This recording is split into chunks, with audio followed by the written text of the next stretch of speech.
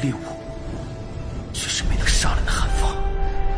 老师，对不住了，这次也连累您了。Welcome to my channel.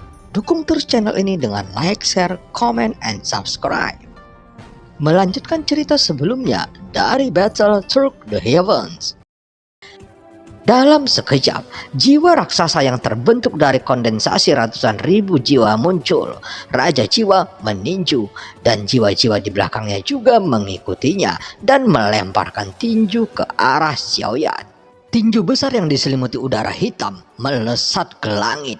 Jiwa raksasa itu mengeluarkan suara mendesis yang mengerikan dan sosoknya yang sebesar 1000 kaki dipenuhi dengan rasa penindasan yang menakutkan.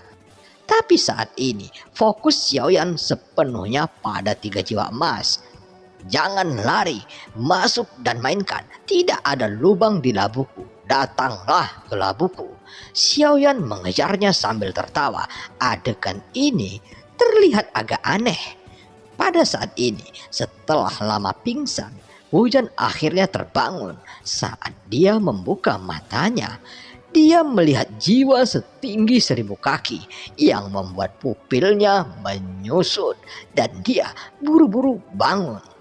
Namun sensasi kesemutan dari jiwanya membuat Wujan menggertakkan giginya.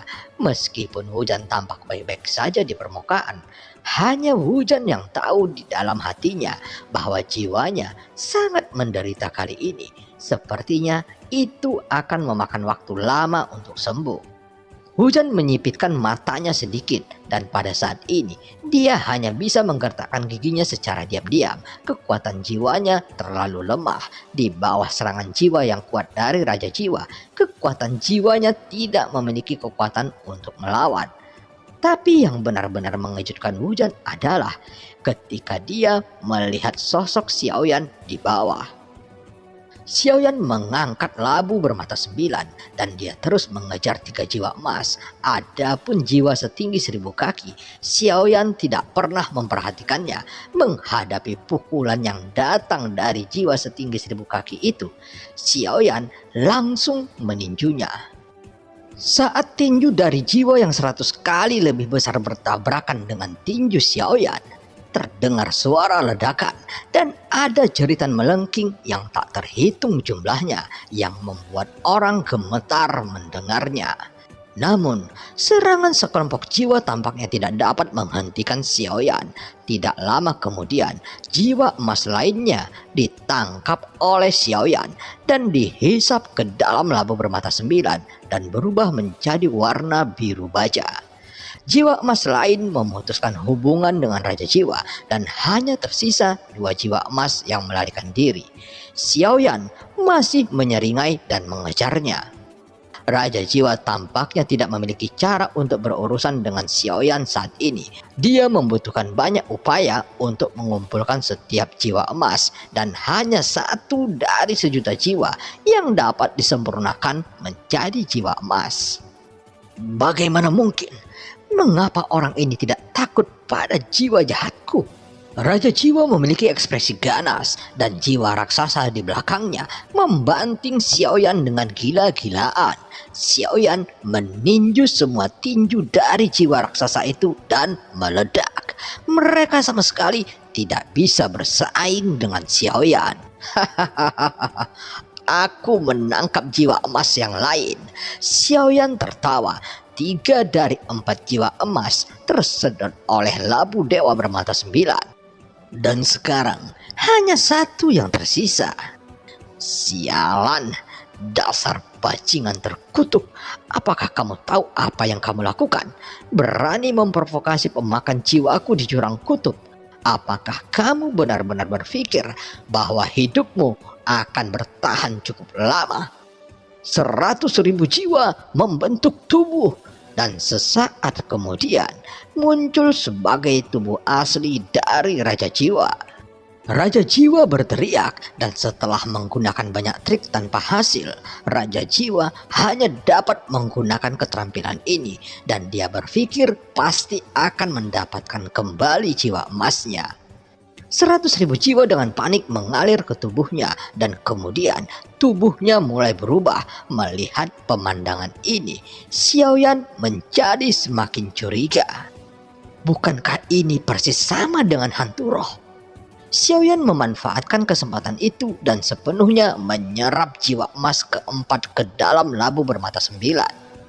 4 jiwa emas yang berharga dari Raja Jiwa tanpa terkecuali semuanya dimasukkan oleh Xiaoyan ke dalam labu dewa bermata 9, dan karena ini Raja Jiwa semakin menjadi murka. Sosoknya membengkak melawan angin di tengah masuknya ratusan ribu jiwa, tetapi itu berbeda dari tubuh jiwa asli yang dilihat Xiaoyan. Namun masih ada satu hal yang serupa. Tubuh asli Raja Jiwa terlihat seperti laba-laba berkaki 1000 dengan mata di atas kepalanya yang tak terhitung jumlahnya. Tetapi jika dilihat lebih dekat, itu bukanlah mata, melainkan jiwa yang tak terhitung jumlahnya. Seolah-olah mereka berada di api penyucian, namun mereka tidak bisa melawan, walau apapun yang terjadi. Pada saat berikutnya, suara melengking dan menusuk telinga meraung. Ini bukan suara biasa, dan Xiaoyan juga segera melepaskan jiwa alamnya. Suara tak terlihat menembus gendang telinga dan mengenai kedalaman jiwa, menyebabkan hujan di ujung terjauh memutar matanya lagi dan pingsan lagi. Adapun kelinci awan es, telinganya terkulai dan mata kelinci penuh kesedihan, tapi sepertinya tidak apa-apa. Apakah benar-benar berguna mengubah fisiknya? Aku masih tidak percaya bahwa keabadian dapat diciptakan. Xiaoyan memandangi Raja Jiwa yang penampilannya telah banyak berubah, seolah-olah dia masih tidak memiliki ancaman di matanya. Suara teriakan menyelimuti sekeliling, tapi sosok Xiaoyan selalu berdiri tegak. Bukan saja dia tidak terpengaruh oleh suara teriakan itu, tapi sebaliknya Xiaoyan langsung melangkah maju dengan berat. 7 langkah dewa pembunuh. Langkah pertama. Setelah Xiaoyan selesai berbicara, dia mengambil 3 langkah lagi berturut-turut. Langkah kedua, langkah ketiga, langkah keempat. Untuk Raja Jiwa yang berubah menjadi tubuh nyata, Xiaoyan tidak meremehkannya dan juga tidak takut, tetapi langsung menyerang dengan cepat. 4 hantu kental muncul, bergemuruh menuju Raja Jiwa, dan Xiaoyan menembak lebih ganas lagi. Pada saat yang sama, di atas kepala Raja Jiwa ada sekelompok jiwa yang tak terhitung jumlahnya mengaum. Ada bola cahaya hitam yang terkondensasi menghadap hantu yang meraung ke arahnya di udara. Seberkas cahaya hitam meledak menuju ke arah Xiaoyan. Sinar kepunahan, teriak Raja Jiwa. Xiaoyan mengangkat alisnya yang tampaknya sangat mirip dengan metode yang digunakan oleh para hantu di Istana Surgawi. Kurasa mereka berasal dari garis keturunan yang sama. Aku tidak tahu yang mana yang ras murni. Xiaoyan meremas dagunya saat dia berbicara. Matanya mengungkapkan pikirannya. Sinarnya menyapu dan mendarat di 4 hantu Xiaoyan, dan suara gemuruh yang memekakkan telinga tiba-tiba meletus dari keduanya. Selama pertempuran sengit antara Xiaoyan dan Raja Jiwa, banyak tokoh datang dari kabut tebal. Semua menonton pertempuran dari kejauhan, dan mata mereka tertuju pada Xiaoyan dengan ngeri, terkejut dan takjub. Mereka tidak tahu siapa yang berani datang ke daerah Jurang Kutub untuk menyerang Raja Jiwa. Alasan mengapa wilayah Jurang Kutub telah direduksi menjadi area terlarang adalah karena ini adalah wilayah para pemakan jiwa. Pada saat yang sama, di kedalaman Jurang Kutub terlihat sepertinya tidak ada apa-apa di sini, tetapi ada rantai besi panjang yang tak terhitung jumlahnya dan terhubung ke altar. Ada sosok duduk bersila di dalamnya. Sinar nafas di telapak tangannya bersinar dengan cahaya saat ini. Sosoknya tiba-tiba membuka matanya. Matanya penuh amarah, otot wajahnya berkedut, dan dia penuh permusuhan yang kuat. Ada jalan, kamu tidak mau pergi, tapi kamu bersikeras menerobos gerbang neraka ini, mengambil klon dewa asliku, dan kamu berani datang ke sini. Suara itu jatuh seolah-olah seluruh altar terguncang. Melihat ke sepanjang kunci besi, ada altar besar kecil yang tak terhitung jumlahnya di sini. Ada manusia dan binatang. Semuanya membuka mulut lebar-lebar dan mereka terlihat mengerikan, seolah-olah mereka telah kehilangan jiwa mereka. Sosok yang duduk bersila di atas altar bukanlah laki-laki dewasa atau perempuan dewasa, melainkan seorang anak laki-laki yang terlihat baru berusia 5 atau 6 tahun. Namun ekspresi ganas di wajahnya sangat tidak sesuai dengan tubuhnya yang gemuk. Suara seram bocah itu bergema, dan tidak jauh dari altar, di dalam kehampaan yang gelap, ada sosok besar berbaring dalam ketiadaan, dan ada segel bintang 5 di atas alisnya. Jika Xiaoyan melihat sosok besar ini, dia akan mengenalinya sekilas. Ini juga dewa asli. Hanya saja dewa asli ini tidak memiliki nafas kehidupan. Separuh kepalanya hilang dan salah satu lengannya hilang. Sepertinya dia perlahan menghilang dalam ketiadaan ini. Meskipun avatar dari klan pemakan jiwa ini kuat, sayang sekali permaisuri sialan itu merancang untuk menyegelku di sini. Di atas altar yang terhubung ke kunci, sesosok tubuh tinggi perlahan berdiri. Avatar Lu Yaoku sudah cukup untuk berurusan denganmu. Sosok tinggi dengan mata merah berkedip, dengan wajah rusa dan bertubuh kekar. Kekuatan fisiknya tampaknya cukup kuat. Kemudian terlihat kaki rusa yang gagah melangkah dengan ganas, dan seluruh sosok itu melesat dengan keras dan bergegas menuju sisi jauh dari ketiadaan dengan kecepatan ekstrim. Pada saat ini, pertempuran antara Xiaoyan dan Raja Jiwa akan segera berakhir. Xiaoyan meraih Raja Jiwa dan meninjunya dengan pukulan. Setiap pukulan berisi kekuatan jiwa alam dan kekuatan tubuh yang kuat dari avatar dewa asli. Namun, Raja Jiwa tampaknya tidak memiliki kekuatan untuk melawan. Di bawah tinju Xiaoyan, tubuhnya runtuh dan jiwa yang tak terhitung jumlahnya mulai terpisah dari tubuhnya. Melihat ini, Xiaoyan segera mengeluarkan labu bermata 9 dan memasukkan semua jiwa itu ke dalamnya. Sejak Xiaoyan menyerap 4 jiwa emas, sosok keempat muncul di hati Xiaoyan. Sosok itu memegang kunci besi bermata 2 berwarna darah. Kunci besi melingkari lengannya, dan kunci besi itu sepertinya tertanam di dalam daging dan darah yang terlihat mengejutkan. Dan namanya Sue Lingzun. Mendengar namanya dan melihat penampilannya, dapat dikatakan bahwa Sue Lingzun ini jelas bukan orang yang baik. Dibandingkan dengan 3 yang pertama, Sue Lingzun ini memiliki keluhan paling banyak. Selama namanya muncul, itu berarti Xiaoyan dapat mengundangnya untuk membunuh. Tetapi Xiaoyan tidak berhenti di situ. Belum lagi, Raja Jiwa telah mengirim 100.000 jiwa ke mulut labu bermata 9. Xiaoyan secara alami tidak akan menyia-nyiakannya. Xiaoyan tersenyum lebar. Jika dia bisa melahap 100.000 jiwa, akan lebih baik lagi bisa mengetahui nama yang kelima. Raja Jiwa tidak memiliki kekuatan lagi untuk melawan. Dia hanya bisa menyaksikan tanpa daya saat tubuhnya hancur berkeping-keping. Jiwa yang tak terhitung jumlahnya melarikan diri dari tubuhnya seperti belalang yang melintasi perbatasan. Xiaoyan mengangkat labu bermata 9 dan dia bersikeras untuk tidak membiarkan mereka pergi. "Kamu berani membunuh pemakan jiwaku? Pasti Suara suram Raja Jiwa meraung lagi, tapi sebelum kata-kata itu jatuh, Xiaoyan memukul kepalanya lagi dengan kepalan tangan yang berat, dan suara itu tiba-tiba berhenti.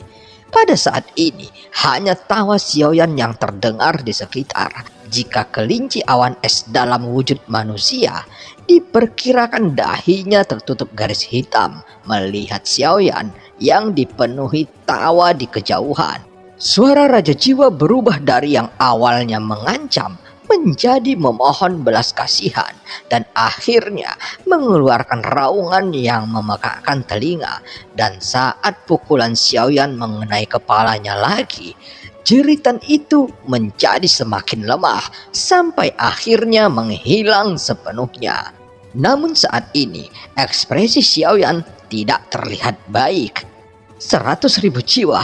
Apakah sosok kelima tidak cukup untuk muncul? Xiaoyan sedikit kecewa.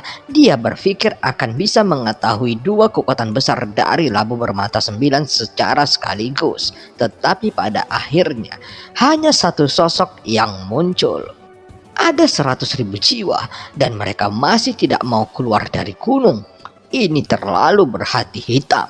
Xiaoyan memandang labu bermata 9. Bibirnya cemberut dan berkata tanpa sadar.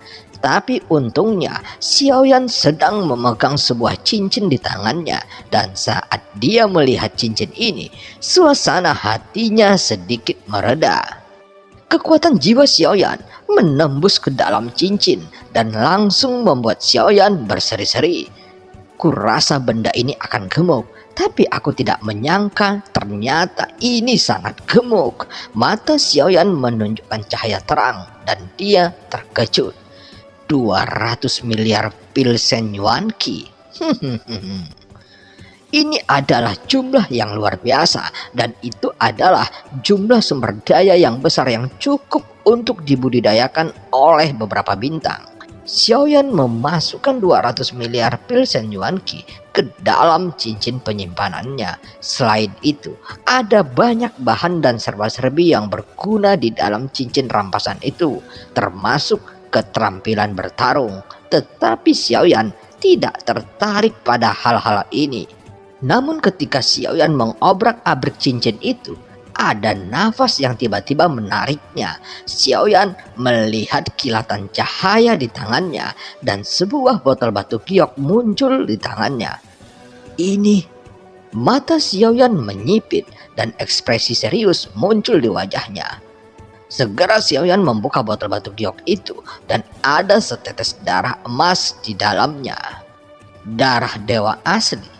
Xiaoyan sangat gembira ketika dia melihat ini. Setetes darah dewa asli ini mungkin tidak memberikan banyak peningkatan pada avatar dewa asli, tetapi setetes darah dewa asli ini dapat menjelaskan keberadaan dewa asli di Jurang Kutu. Memegang setetes darah esensi dewa asli ini secara alami, Xiaoyan tidak akan membiarkan klon Yuan Shen mengambilnya. Dengan ditemukannya tetesan darah esensi dewa abadi ini, Xiaoyan memiliki kepercayaan diri untuk menjelajah lebih jauh lagi. Dan film pun berakhir. Sampai ketemu di part selanjutnya.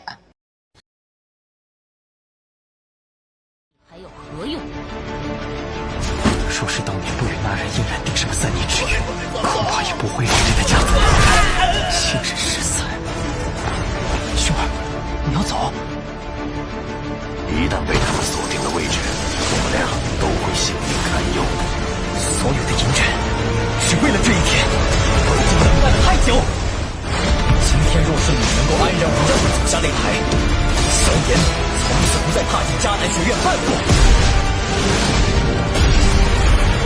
他迟早会发现的。既然如此，就给他一个惊喜吧。今天我不会让你们两人彻底的闭上嘴。就算他还活着，你们之间也绝不可能。